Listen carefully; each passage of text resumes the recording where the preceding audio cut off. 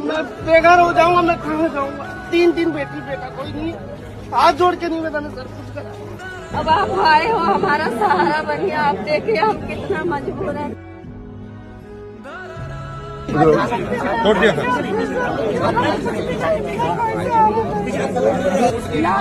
लड़का 10 पेपर था, यूपी के पढ़ने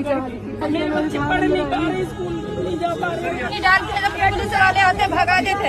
मेरे 1 साल के 2 बच्चे हैं, 3 बेटी है, आदमी भी नहीं है। स्टील लाइन में काम करती है, पुलिस वाले डेली आते, भैया पानी फाड़ के फेंक देते हैं। कोई मंदिर मायने नहीं रखता। कालका जी में भी तोड़ दिया गया, यहाँ पे और इलेक्शन से पहले यहाँ मोदी जी खुद आए थे, कहा था कि एक सीट नहीं जीतेगी, मगर इलेक्शन के 2 महीने के बाद जमीन दोस्त कर दिए गए आगे गए। हम तोड़ दे रहे हैं, आप अपना जाके कोर्ट में देखिएगा, बताइएगा। ये ऐसी किया है, लोग चिल्ला